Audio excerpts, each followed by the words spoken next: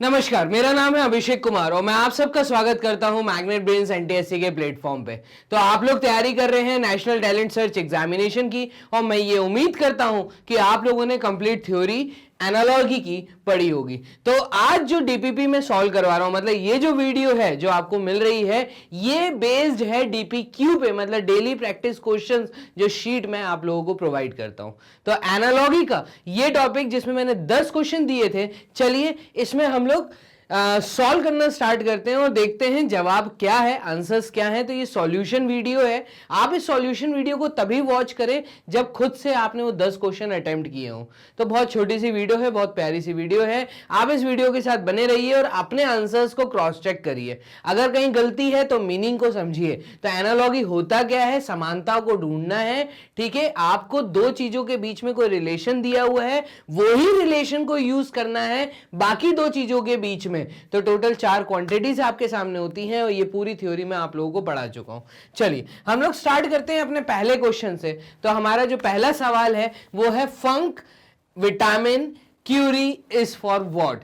अगर फंक ने विटामिन की खोज की थी, मतलब फंक कौन है, बेसिकली इन्होंने विटामिन की खोज की थी, तो क्यूरी ने किसकी की, तो क्यूरी ने, अब ये थोड़ा सा जीके रिलेटेड है, थोड़ा सा साइंस रिलेटेड है, थोड़ा आपकी छोटी क्लासेस से रिलेटेड है। 9th क्लास में आपने ये चीज पढ़ी हुई है अपनी साइंस की बुक में, या मेरे ख्याल से 10th में आप लोगों ने इस चीज को पढ़ा है। तो साइंस की बुक में आप लोगों को बताया है कि रेडियम की खोज जो है वो क्यूरी ने की थी। तो मैं कहूंगा मेरा जो जवाब है वो है रेडियम। ठीक है, तो हम चेक कर लेते हैं क्या हमारा जवाब रेडियम आ रहा है। तो ग्रीन टिक अगर आ गया हमारे रेडियम के सामने, यस, इसका मतलब हमारा जवाब एकदम सही है।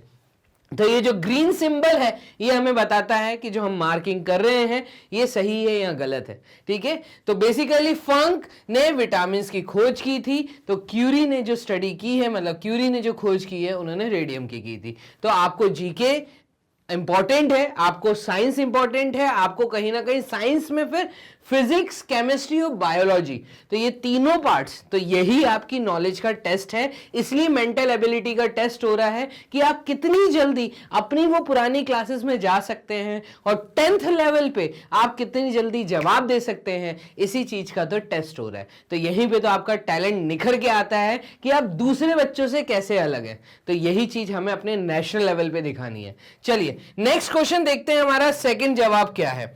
तो हमारा क्वेश्चन सेकंड है, वीरोलॉजी वायरस से अगर समानता है, तो वीरोलॉजी वायरस के लिए बेसिकली जो स्टडी ऑफ वायरस होता है, तो अभी जैसे कि कोविड का पूरा एक सिनेरियो चल रहा था पिछले 2 साल से, तो आप लोगों ने ये चीजें बहुत न्यूज में पढ़ी कि वीरोलॉजी डिपार्टमेंट, अब मतलब ऐसा डिपार्टमेंट जो बेसिकली वायरस की स्टडी करता है। तो वायरस की स्टडी करने वाले डिपार्टमेंट को, मतलब वो जो स्टडी होती है, डिपार्टमेंट नहीं, वो जो स्टडी होती है उस पर्टिकुलर वायरस की स्टडी, तो उसको स्टडी को हम वीरोलॉजी कहते हैं। ऐसे ही semantics is the study of the languages. ठीक है, हम किसी चीज की लैंग्वेज, मतलब कोई लैंग्वेज की जब स्टडी करते हैं, तो उसकी जब बैक में जाते हैं, उसकी स्टडीज में जाते हैं, तो इस तरह की स्टडी को मतलब सिमेंटिक्स कहा जाता है। तो लैंग्वेज की स्टडी मैं कहूंगा, या फ्रेजेस की स्टडी को, तो हम लोग सिमेंटिक्स वर्ड यूज करते हैं। तो लैंग्वेज यहां पे मेरे लिए बेस्ट ऑप्शन मुझे यहां पे लगता है। चेक कर लेते हैं क्या हमारा आंसर बी है। तो यस, हमारा आंसर अगेन बी है। तो लैंग्वेज की स्टडी मतलब सिमेंटिक्स, तो शब्दों की नॉलेज। ठीक है, और वैसे भी मैं आपको बता रहा हूं कि अगर आपको इसके बारे में नहीं पता था तो अपनी कॉपी में साथ साथ नोट करते जाओ, डिक्शनरी उठा के हर चीज का सिनोनिम आप एक बार चेक किया करो, या आप लोग विकिपीडिया पे बैठिए, गूगल पे इस चीज का सर्च करिए कि किन शब्दों के क्या सिनोनिम्स हैं, क्योंकि ये बहुत इंपॉर्टेंट चीज है। कहीं ना कहीं इंग्लिश भी आपके इंपॉर्टेंट है। तो ये पूरा एक कुल मिला के आप में ये चेक करने का तरीका है कि आप लोग कितना अच्छा परफॉर्मेंस दे सकते हैं, आपके पास सब्जेक्ट नॉलेज कितनी अच्छी है। तो टेक्निकल नॉलेज तो है ही है, उसके साथ साथ सब्जेक्ट नॉलेज मतलब सोशल स्टडीज और इंग्लिश और हिंदी, इन सब की भी नॉलेज बहुत अच्छी होनी चाहिए। ठीक है, चलिए क्वेश्चन नंबर 2 के बाद हम मूव करते हैं क्वेश्चन नंबर 3 पे। तो यॉस होती है स्किन पे। यॉस बेसिकली स्किन पे एक तरह की प्रॉब्लम, एक तरह का डिजीज है जिसको हम यॉस बोलते हैं। तो बायोलॉजी की नॉलेज आप लोगों को हल्की बहुत होनी चाहिए। थ्रश इस तरह की प्रॉब्लम है जो कि थ्रोट में होती है। तो थ्रोट में जिस तरह के लालीपन आ जाता है, मैं उसको कहूंगा, उसको थ्रश कहते हैं। तो बेसिकली ये होता है थ्रोट में। तो मैं कहूंगा मेरा जो जवाब है वो है डी ऑप्शन। तो क्वेश्चन नंबर 3 में थ्रश के लिए मैं कहूंगा थ्रोट एक डिजीज, मतलब ये जो थ्रश डिजीज है ये थ्रोट में होती है। यॉस एक डिजीज का नाम है जो कि स्किन में होती है। तो हम चेक कर लेते हैं क्या हमारा आंसर डी है। तो यस, हमारा जवाब डी है। ठीक है, तो यहां तक आप लोग 3 क्वेश्चन कर चुके हैं। बचे आपके सामने और 7 क्वेश्चन, इनको और देखिए जल्दी जल्दी। क्वेश्चन नंबर 4, अगर पिट्यूटरी ग्लैंड ब्रेन में होती है, तो ये बायोलॉजी में आप लोगों ने पढ़ा है 8th क्लास 9th क्लास में कि भाई ब्रेन में एक ग्लैंड होती है जिसका नाम पिट्यूटरी ग्लैंड होता है। ऐसे ही थाइमस भी एक ग्लैंड है। तो thymus is a gland present in where, तो ये प्रेजेंट होता है चेस्ट में। ठीक है, तो मैं कहूंगा मेरा आंसर इस केस में है डी, चेस्ट में थाइमस ग्लैंड पाई जाती है। चलिए चेक कर लेते हैं क्या चेस्ट में है। यस, हमारा जवाब सही है। तो थाइमस भी एक ग्लैंड है, पिट्यूटरी भी एक ग्लैंड है। पिट्यूटरी ग्लैंड जो है वो ब्रेन में पाई जाती है, तो थाइमस जो ग्लैंड है वो चेस्ट में पाया जाता है। क्लियर है? तो आपको ये कुछ चीजें ग्लैंड्स कहां कहां कॉमन ग्लैंड्स हैं जो आपकी बायोलॉजी के अंदर थे, तो आपको वहां चीजें पढ़नी पड़ेंगी, उन चीजों को नॉलेज होनी चाहिए। चलिए फिर से आगे क्वेश्चन नंबर 5 पे मूव करते हैं। हमारा 5th क्वेश्चन क्या बोल रहा है, विक्यूना इज कैमल, मतलब विक्यूना कैमल के साथ रिलेशन बनाया है, तो रिपेक का मतलब क्या है। अब बात को समझना, विक्यूना है क्या बेसिकली। तो विक्यूना क्या है, तो विक्यूना इज बेसिकली मैं ऐसा बोलूंगा, विक्यूना एक तरह का एनिमल है जो कि कैमल जैसा दिखता है। किसके जैसा दिखता है? कैमल के जैसा दिखता है, वही हाइट वैसी लंबी गर्दन। तो विक्यूना एक एनिमल है जो कि कैमल की तरह दिखता है। तो इस केस में मैं कहूंगा रिपैक इज व्हाट, तो रिपैक इज अ म्यूजिकल इंस्ट्रूमेंट। अब म्यूजिकल इंस्ट्रूमेंट अगर मैं बोलता हूं तो ये दिखता है किसके जैसा, ये दिखता है वायलिन जैसा। तो वायलिन, इसका सही जवाब रिपैक का है, वायलिन। ठीक है, तो क्वेश्चन नंबर 5 का आंसर है ए। आपको चीजों की नॉलेज, अगेन वही चीजों की नॉलेज कि विक्यूना का मतलब क्या है, अगर विक्यूना का मतलब पता है उसका रिलेशन कैमल के साथ कैसे है, तो भाई विक्यूना एक तरह का जानवर है जो कि कैमल के जैसा दिखता है बट कैमल नहीं है। कैमल अलग है, विक्यूना अलग है। ऐसे रिपैक जो है ये एक तरह का इंस्ट्रूमेंट है, म्यूजिकल इंस्ट्रूमेंट है जो कि वायलिन के जैसा दिखता है बट वायलिन नहीं है। ठीक है, वायलिन एक अलग इंस्ट्रूमेंट है, रिपैक एक अलग इंस्ट्रूमेंट है, तो म्यूजिकल इंस्ट्रूमेंट है। ठीक है, तो क्वेश्चन नंबर 5 में ए ऑप्शन मेरा जवाब होना चाहिए। चलिए ठीक है, बहुत अच्छा, ए ऑप्शन हमारा आ रहा है। ठीक है, इसी तरीके से हम चलते हैं क्वेश्चन नंबर 6 की तरफ। तो क्वेश्चन नंबर 6 क्या है, इसको भी देखिएगा। वाइन अगर बनती है ग्रेप्स से, तो ये चीज तो हमें बचपन से, मतलब हम लोग सुनते हुए आ रहे हैं, हमारी कहीं ना कहीं सोशल साइंस की बुक्स में, हमारी हिस्ट्री में ये चीजें हमें पढ़ाई गई हैं अपनी बुक्स में कि जो वाइन का प्रिपरेशन होता है वो कहीं ना कहीं ग्रेप्स से होता है। तो इसी तरह का पॉपी क्या है, तो पॉपी इज बेसिकली एक तरह का वाइट क्रीम है कि जो मैं ऐसा बोलूंगा जो कि ओपियम से हमें मिलता है। तो ओपियम क्या है, ये एक तरह का प्लांट है जो कि रेगिस्तान में पाया जाता है, जिसको अगर मैं हिंदी नाम बोलूं तो ये एक तरह का गांजा, आप लोगों ने सुना होगा गांजे का पेड़, तो एक तरह का प्लांट है। ठीक है, तो उसकी जो फूल होती है उस फूल से एक तरह का क्रीम निकलता है जिसको हम व्हाइट क्रीम बोलते हैं। कहीं ना कहीं मेडिकली इस चीज का यूज होता है बाहर के देशों में, जिसको हम लोग पॉपी बोलते हैं। तो वो जो व्हाइट क्रीम निकलती है उससे ये चीज बनती है पॉपी। तो ये चीज आपको हल्की सी नॉलेज होनी चाहिए। ठीक है, चलिए अब हम चलते हैं क्वेश्चन नंबर 7 की तरफ। देखिए इसका आंसर पॉपी आया, ओपीएम आया, पॉपी का ओपीएम आया है। तो ये आप अपनी कॉपी में कहीं पे नोट कर लीजिए, ये शब्दों की नॉलेज होनी चाहिए।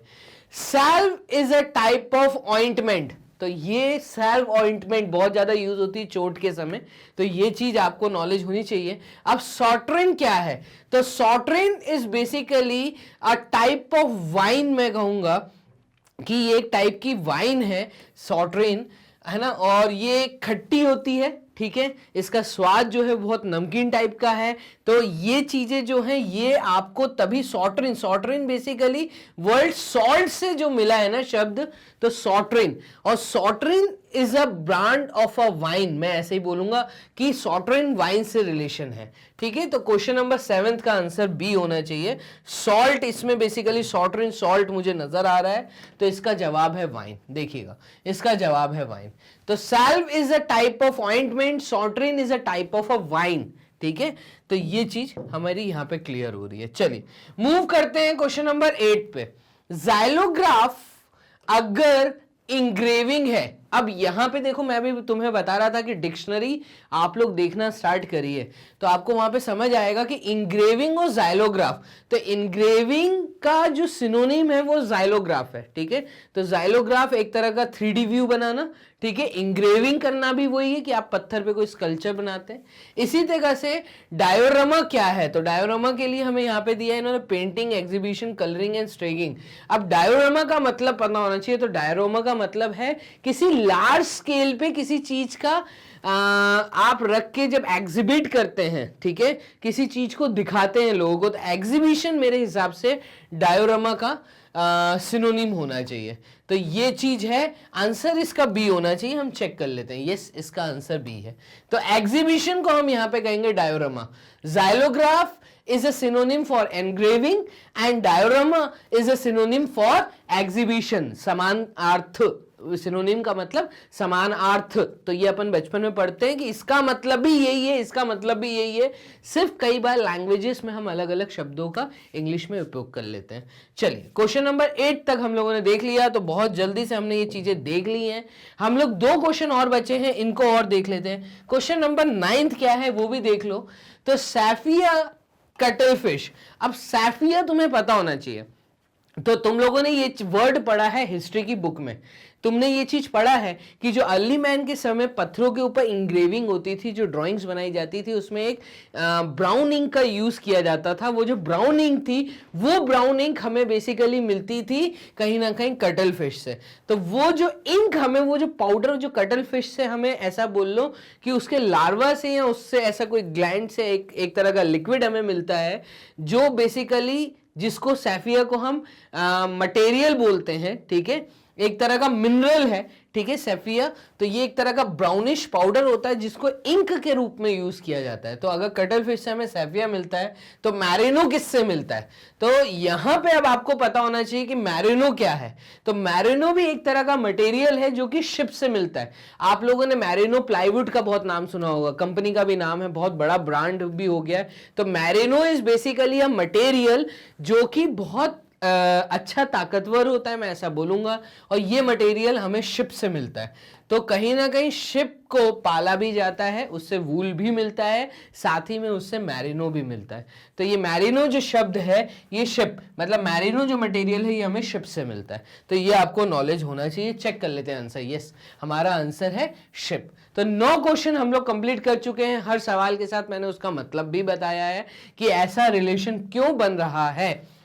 लास्ट क्वेश्चन, क्वेश्चन नंबर 10 देखिए, नार्क स्पाई। अब नार्क क्या है और स्पाई क्या है? तो एक तरह का सिनोनिम आप बोल लो कि नार्क उस बंदे को कहते हैं जो बेसिकली छुप के काम करता है और पुलिस का गुप्त पुलिस को चीजें बताता है। मतलब पुलिस का, आप ऐसा बोल लो, पुलिस का एक सब्सिडियरी पार्ट होता है जो कि छुप के काम करता है।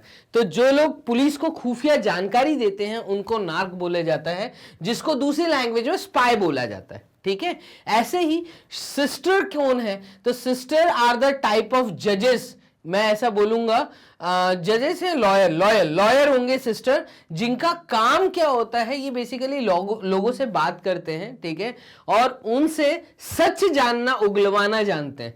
तो ये लॉयर को हम लोग सिस्टर बोलते हैं। तो ये मैं कहूंगा सिस्टर लॉयर, ये आपस में शब्द बैठना चाहिए। ठीक है, यस, देखिएगा डी पे हमारा टिक आया है।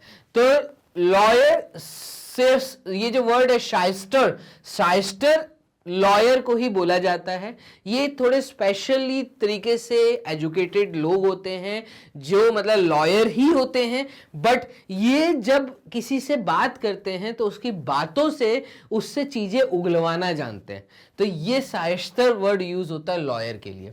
और नार्क वर्ड यूज होता है स्पाई के लिए। तो इस तरीके से हम लोगों ने 10th क्वेश्चन को भी कंप्लीट कर लिया है।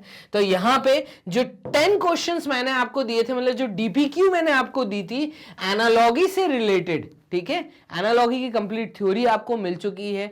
अराउंड 30 to 40 क्वेश्चंस हमने उस वीडियो में किए हैं। आप उस वीडियो को अच्छे से सुनो, आधे घंटा पूरा थ्योरी समझाया मैंने उसके अंदर, ठीक है। उसके बाद मैंने ये डीपीक्यू दी थी, तो डीपीक्यू में 10 क्वेश्चन थे जो आप लोगों के सामने सॉल्यूशन वीडियो भी मैंने दे दिया है, ठीक है। ऐसे कई और डीपीपीस के साथ हम लोग आ रहे हैं। आपको क्या करना है, आपको सिर्फ विजिट करना है हमारी मैग्नेट ब्रेन्स की वेबसाइट पे। तो आप जब गूगल राजा से पूछते हैं मैग्नेट ब्रेन्स, जैसे टाइप करेंगे तो मैग्नेट ब्रेन्स की इस तरह का पूरा इंटरफेस ओपन हो जाएगा। यहां पे नीचे ऑप्शन है NTSC olympiad class 12 to kindergarten तक हमारी सारी क्लासेस के सारे सब्जेक्ट सब कुछ अवेलेबल है। आप अपने छोटे भाई बहन को बताइए, आपके साथ में, आपके मोहल्ले में, आपके परिचितों में, आपके रिलेटिव्स में कोई ऐसा बच्चा है जो स्कूल एजुकेशन ले रहा है और छोटा है, उसको हमारे बारे में बताइए।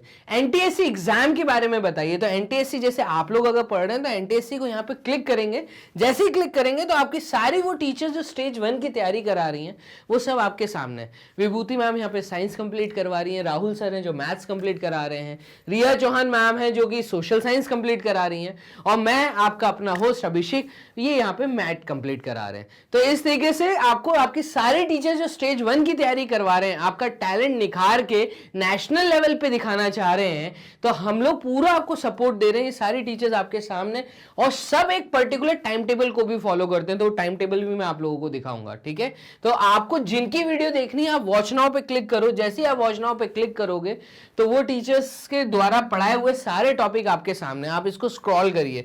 जैसे ही ऊपर की तरफ स्क्रॉल करेंगे तो टॉपिक्स आएंगे, टॉपिक्स को क्लिक करते ही समय तो ये टॉपिक्स आ गए। टॉपिक्स को आप जैसे क्लिक करेंगे, जैसे आपको क्लॉक पढ़ना है तो मैं क्लॉक, कैलेंडर सब करा चुका हूं, आप बस टॉपिक को क्लिक करो। जैसे क्लिक करोगे तो वीडियो रन होना स्टार्ट आपके सामने, ठीक है।